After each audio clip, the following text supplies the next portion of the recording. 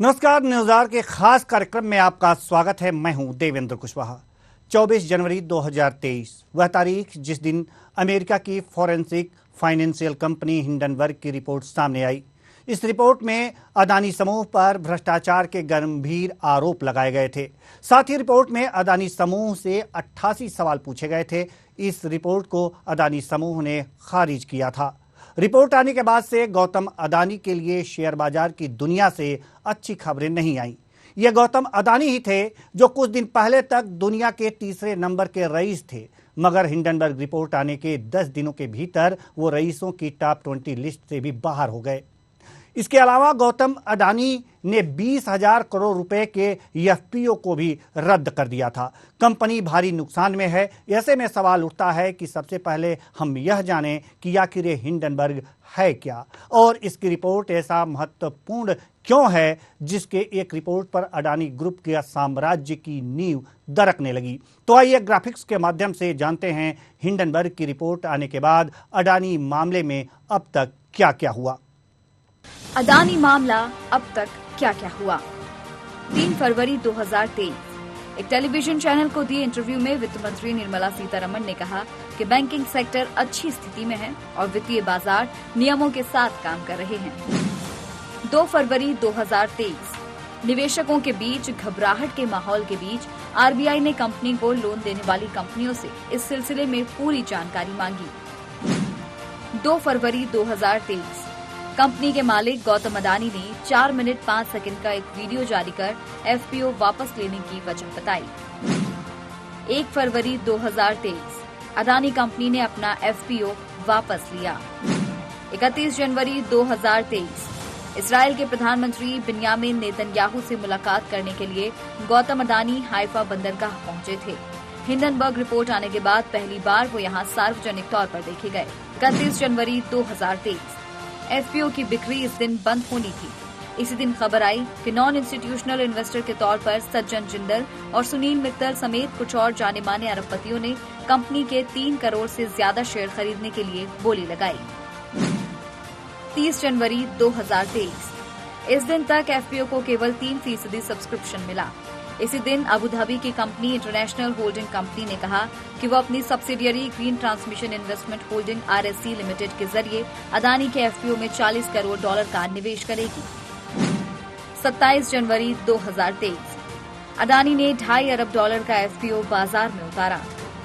26 जनवरी 2023 Hindenburg ने कहा कि वो अपनी रिपोर्ट पर कायम है और कानूनी कार्रवाई का स्वागत करेगी।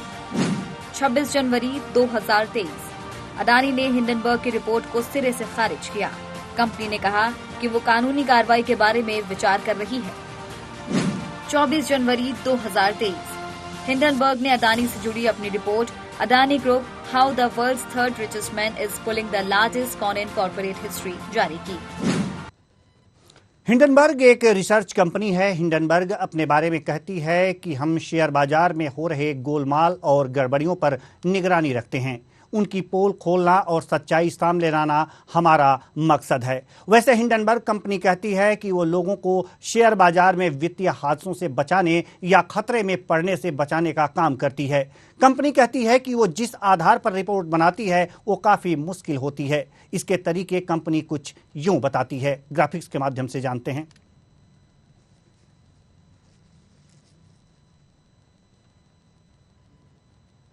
कंपनी कैसे तैयार करती है रिपोर्ट। निवेश के फैसले देने के लिए विश्लेषण को आधार बनाते हैं, इन्वेस्टिगेटिव रिसर्च करते हैं, सूत्रों से मिली गुप्त जानकारियों पर रिसर्च करते हैं।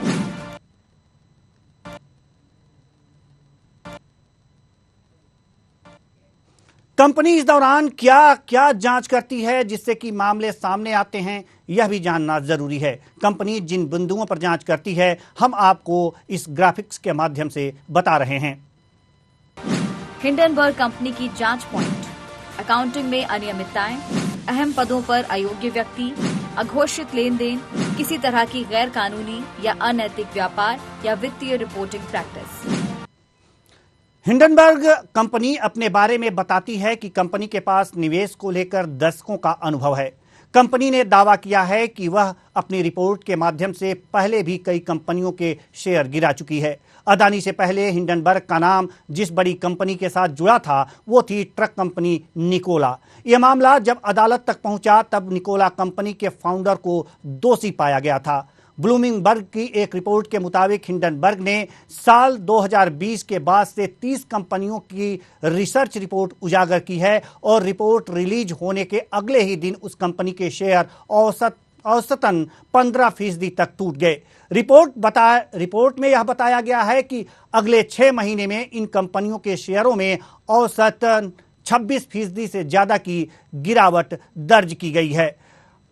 आपको बता दें कि यह कंपनी जो है, अब सवाल यहां पर यह उठता है कि हिंडनबर्ग के पीछे कौन है, इसका संचालन कौन करता है। आपको बता दें कि हिंडनबर्ग कंपनी का संचालक नेथन उर्फ नेट एंडरसन है। एंडरसन ने साल 2017 में इस कंपनी की स्थापना की थी। नेट एंडरसन ने अमेरिका के कनेक्टिकट यूनिवर्सिटी से पढ़ाई की थी। एंडरसन ने इंटरनेशनल बिजनेस की पढ़ाई की थी और करियर की शुरुआत फैक्ट सेट रिसर्च सिस्टम नाम की एक डेटा कंपनी से की थी। इस कंपनी में एंडरसन ने इन्वेस्टमेंट मैनेजमेंट कंपनी के साथ काम किया था। साल 2020 में वॉल स्ट्रीट जर्नल को दिए इंटरव्यू में एंडरसन ने कहा था कि मैंने महसूस किया कि ये लोग साधारण सा विश्लेषण करते थे। सवाल यहां पर यह है कि ये एंडरसन जो कंपनी को चला रहे हैं और हिंडनबर्ग के इस समय संस्थापक हैं, उनके बारे में ये सारी बातें थीं। आपको बताएं कि चकरा देने वाली ऊंचाइयों से सीधे रसातल पर भारत के सबसे बड़े कारोबारी समूह में से एक अदानी समूह ने बस एक हफ्ते में इन दोनों पहलुओं के दीदार कर लिए। पिछले हफ्ते की शुरुआत में अदानी समूह की कंपनी का कुल मूल्य 220 अरब डॉलर था, लेकिन अमेरिकी रिसर्च कंपनी हिंडनबर्ग की रिपोर्ट आने के बाद ये लगभग आधा हो गया। अदानी समूह ने रिपोर्ट में लगाए सभी आरोपों का खंडन किया है और उन्हें बेबुनियाद बताया है, फिर भी वो निवेशकों की चिंता दूर कर पाने में नाकाम रहा है। आज जब अदानी समूह की कंपनियों का बाजार भाव हर दिन और गिरता जा रहा है, तो बंदरगाह से लेकर बिजली बनाने वाला ये समूह इस वक्त के अपने सबसे बड़े इम्तिहान से गुजर रहा है। मौजूदा चुनौतियां इस समूह की तरक्की की रफ्तार को बहुत कम कर सकती हैं या फिर ये भी हो सकता है कि कंपनी को अपनी कुछ बेहतरीन संपत्तियों से भी हाथ धोना पड़ सकता है। ऐसे में सवाल उठता है कि शेयरों की कीमत गिरना चिंता की बात क्यों है। इस रिपोर्ट में देखिए। किसी कंपनी के शेयरों में लगातार गिरावट का मतलब होता है उस कंपनी में निवेशकों का भरोसा कम हो रहा है।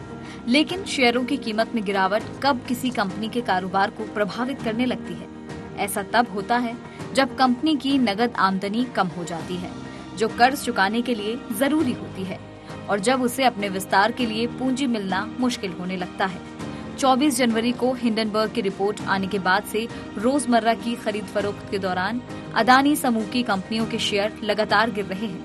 अदानी समूह की सबसे बड़ी कंपनी अदानी एंटरप्राइजेज के शेयर बुधवार के कारोबार के दौरान लगभग 28% गिर गए थे और गुरुवार को इनमें 26% की और गिरावट देखी गई। इसके बाद कंपनी को 2.5 अरब डॉलर जुटाने के लिए लाए गए 20,000 करोड़ के फॉलो ऑन पब्लिक ऑफर यानी कि FPO या अपने शेयरों की दूसरी बिक्री को भी रद्द करना पड़ा। शेयरों की बिक्री का ये प्रस्ताव अदानी समूह अपने विस्तार के लिए और नकदी जुटाने और अपना कुछ कर्ज चुकाने के लिए लाया था।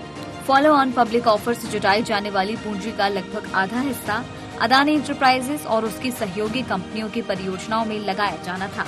इनमें ग्रीन हाइड्रोजन इकोसिस्टम स्थापित करना, मौजूदा हवाई अड्डों का विस्तार करना और सड़क और हाईवे बनाने वाली अपनी सहयोगी कंपनी के तहत ग्रीनफील्ड एक्सप्रेस बनाना शामिल था। जानकार कहते हैं कि निवेशकों का यकीन डगमगा जाने के कारण आने वाले समय में अदानी समूह के लिए बाजार से पूंजी जुटा पाना मुश्किल हो जाएगा।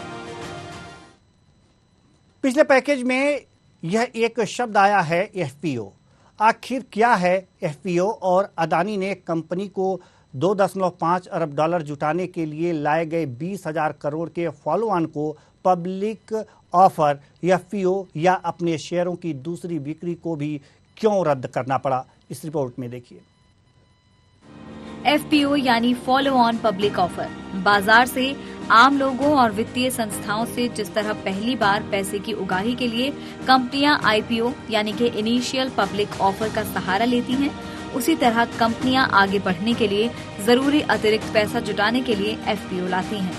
अदानी के शेयरों में निवेश करने के मौके का इंतजार करने वाले आम निवेशकों ने इस साल हुई आमदनी में एफपीओ में बहुत दिलचस्पी नहीं दिखाई, क्योंकि हिंडनबर्ग रिसर्च की रिपोर्ट के सामने आने के बाद निवेशकों का भरोसा डगमगा गया। लेकिन कंपनी को पैसा नहीं मिला, ऐसा नहीं हुआ। संयुक्त अरब अमीरात की इंटरनेशनल होल्डिंग कंपनी यानी कि IHC ने अदानी के एफपीओ में पैसा लगाने की घोषणा की। बची हुई रकम लगाने के लिए देश के कुछ अन्य जाने माने कारोबारी आगे आए। अदानी अपनी कंपनी के शेयर एफपीओ के जरिए बेचकर समूह पर चढ़े कर्ज को घटाना चाहते थे, लेकिन विवादों के बीच उन्होंने अचानक एफपीओ रद्द करने की घोषणा कर दी। अब यहाँ सवाल यह उठता है कि आखिर अदानी समूह जैसी कंपनियां कर्ज क्यों लेती हैं, और कर्ज लेने के लिए अडानी ग्रुप ने अगर अपने शेयरों को गारंटी के तौर पर रखा होगा तो शेयरों के दामों में गिरावट के बाद क्या स्थिति होगी, इस रिपोर्ट में देखिए।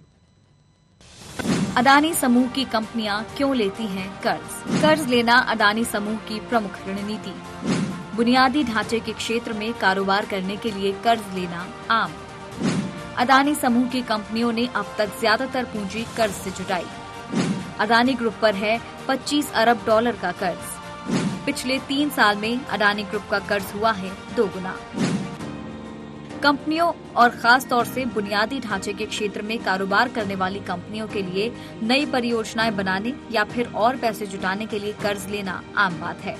कर्ज लेना अदानी समूह की प्रमुख रणनीति रही है और इससे उन्हें अपने कारोबार को तेजी से फैलाने में काफी मदद मिली है।